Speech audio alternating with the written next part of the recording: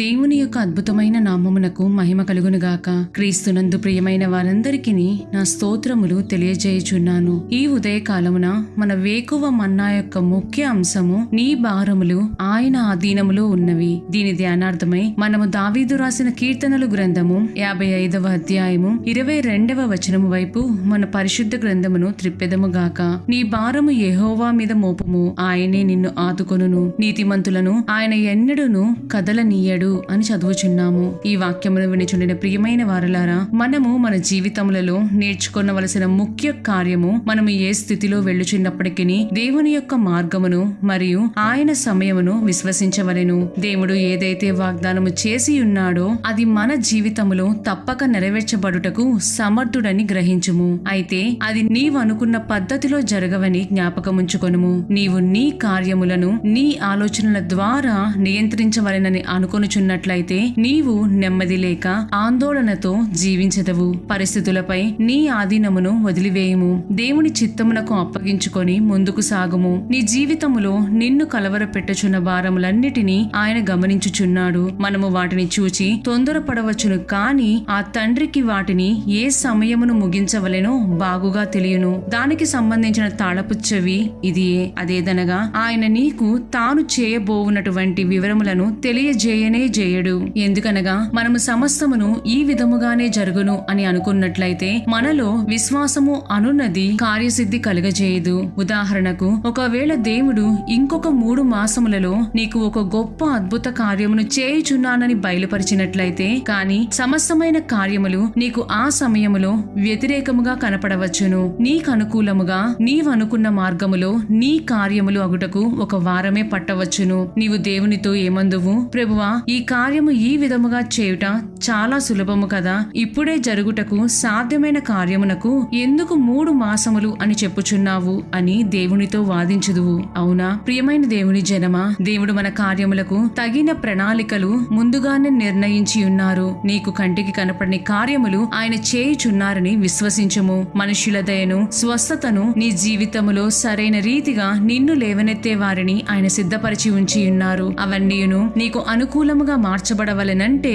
నీ పరిస్థితులపై నీ ఆధీనమును వీడుము. దేవుడు చేయు మార్పులను, దయచేయు విజయములను సంతోషముతో వీక్షించుము. మనము నెరవేర్చుకొనవలసిన కార్యము ఆయనను స్తుతించుటయే. నీకు ముందుగా ఉన్న సమస్యను చూచి నీవు నిరాశ నిస్పృహలతో నిండుకొని శారీరకముగా మానసికముగా కృంగిపోవుట దేవుని చిత్తము కాదు. దానికి బదులుగా నిన్ను అనేక మార్లు ఆయన లేవనెత్తిన సందర్భములను జ్ఞాపకములకు తెచ్చుకొని ఆయనను స్తుతించుము. కీర్తనలు పాడుము. మనము విశ్వాసమునందు నిలకడగా ఉండుట కొరకే మనలను శ్రమణ మార్గములో దేవుడు నడిపించుదురు. మనము అపోస్తుల కార్యములు 14వ అధ్యాయము 22వ వచనమును గమనించినట్లయితే, శిష్యుల మనస్సులను దృఢపరిచి విశ్వాసమందు నిలకడగా ఉండవలెననియు అనేక శ్రమలను అనుభవించి మనము దేవుని రాజ్యములో ప్రవేశింపవలెననియు వారిని హెచ్చరించిరి అని చదువుచున్నాము. మన జీవితములలో మన విశ్వాసమును కాపాడుకొనినట్లయితే దేవుడు నీ భారములను తీసివేయుటకు సమర్థుడు. ప్రియమైన దేవుని బిడ్డ, ఈ రోజు నిన్ను కలవరపెట్టుచున్న కార్యము దేవుని హస్తమునకు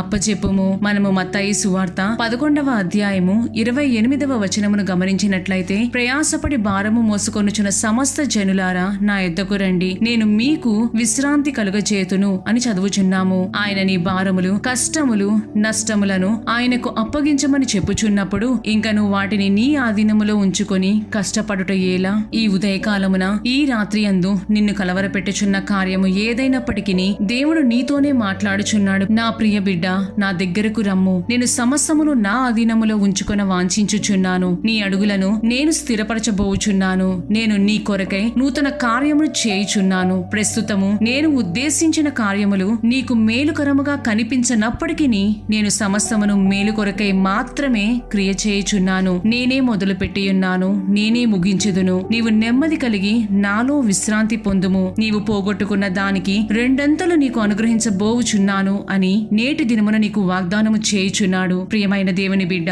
నీ జీవితమును ఆయన ఆధీనమునకు అప్పచెప్పుకొనుము. అవును ప్రభువా, నేను ఊహించిన దానికంటే అధికమైన మేలును నీవు నా కొరకై దాచి ఉంచినందులకై నీకు స్తోత్రములు. తుఫానులో నా నావ కొట్టుకుపోచున్నప్పటికీ నా నావకు చుక్కానిగా నీవే ఉండి ఉన్నావని నేను విశ్వసించుచున్నాను తండ్రి. ప్రభువా, నీ వాగ్దాన రీతిగా ఇంకనూ జరగలేదంటే అది నా ప్రార్థనా లోపమో లేక ఇంకను నీ సమయము రాలేదని నేను గ్రహించి ఉన్నాను. నీవు నా కొరకై గొప్ప కార్యములు గొప్ప ఆశీర్వాదములు దాచియుంచావని నేను రూఢిగా విశ్వసించుచున్నాను అని ప్రభువునకు నీ పూర్ణ హృదయముతో మొరపెట్టుము. ఆయన నేడే మెట్టగా ఉన్న స్థలములను సరళము చేయబోచున్నాడు. నిశ్చయముగా నీ ఆశ భంగము కానేరదని ప్రభువు సెలవిచ్చుచున్నాడు. బిడ్డ, ధైర్యముతో ఆయనను కొనియాడి స్తుతించుము. ప్రభువే సమస్తమును మన స్థితిని ఆయన అధీనములో తీసుకొని నిన్ను నడిపించుదురుగాక.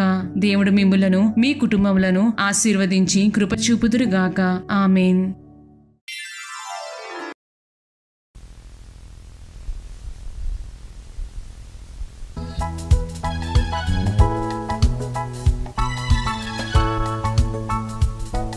దేవునికి మహిమ. యెహోవాను స్తుతించుడి, యెహోవాకు క్రొత్త కీర్తన పాడుడి. భక్తులు కూడుకొను సమాజములో ఆయనకు స్తోత్ర గీతం పాడుడి. ది పెంతెకోస్తు మిషన్ వారి 2002వ సంవత్సరపు కన్వెన్షన్ గీతములు.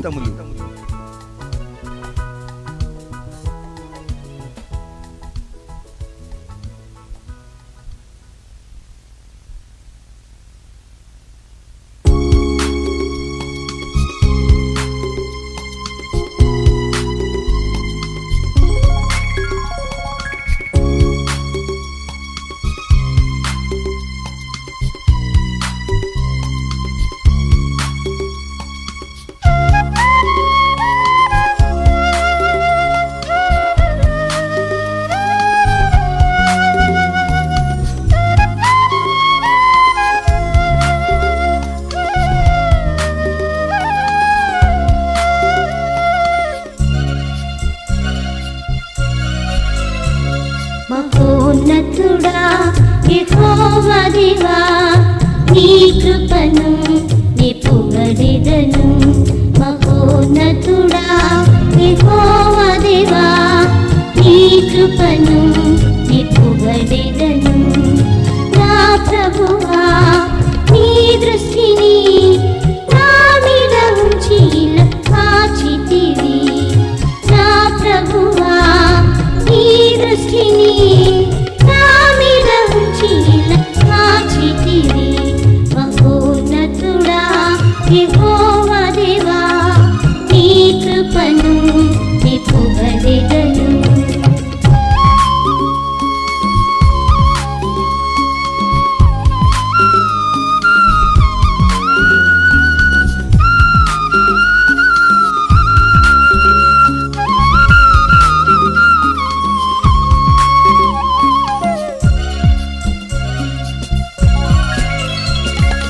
అనుదినం నీ వాత్సల్యత నూతనముగా నాకు సగిన దేవా. అనుదినం నీ వాత్సల్యత నూతనముగా నాకు సగిన దేవా. నిర్మూలం కాకుండా నిలిపినది, నిత్యము నీ నామం స్తుతించెదను. నిర్మూలం కాకుండా నిలిపినది, నిత్యము నీ నామం స్తుతించెదను. మహోన్నతుడా యెహోవా దేవా, నీ కృపను నీ పొగడెదను. నా ప్రభువా, నీ దృష్టిని నా మీద ఉంచి ఇలా కాచితివి. మహోన్నతుడా యెహోవా దేవా, నీ కృపను నీ పొగడెదను.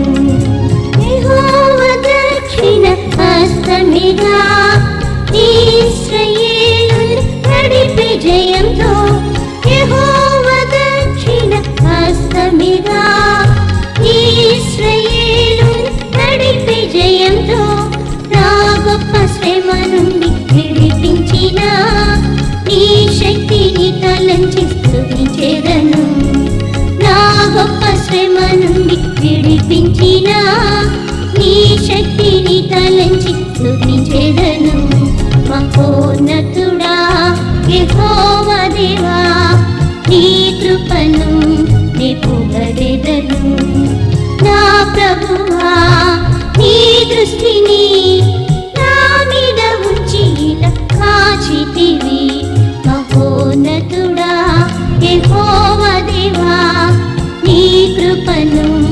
నే పొగడెదను.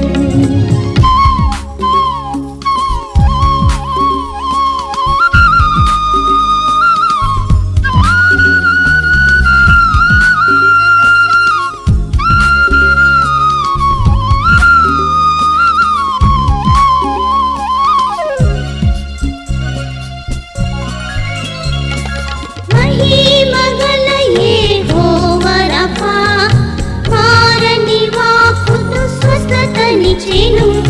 మహిమగల యెహోవా రఫా, మారని వాక్కుతో స్వస్థతనిచ్చెను.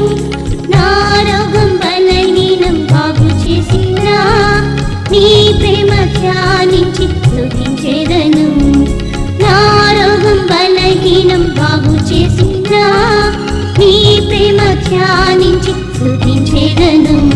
మహోన్నతుడా యెహోవా దేవా, నీ కృపను నే పొగడెదను. నా ప్రభువా, నీ దృష్టిని నా మీద ఉంచి ఇలా కాచితివి. మహోన్నతుడా యెహోవా దేవా, నీ కృపను నే పొగడెదను. పరాక్రమం గల నాశురుడా, నిర్మూలం చేసి శత్రులను. పరాక్రమం గల నాశురుడా, నిర్మూలం చేసి శత్రులను. సాతాను శక్తుల జయించుటకు పంపిన బలముపై స్తుతించెదను. సాతాను శక్తుల జయించుటకు పంపిన బలముపై స్తుతించెదను. మహోన్నతుడా యెహోవా దేవా, నీ కృపను నే పొగడెదను. నా ప్రభువా, నీ దృష్టిని నా మీద ఉంచి ఇలా కాచితివి. మహోన్నతుడా యెహోవా దేవా, నీ కృపను నే పొగడెదను.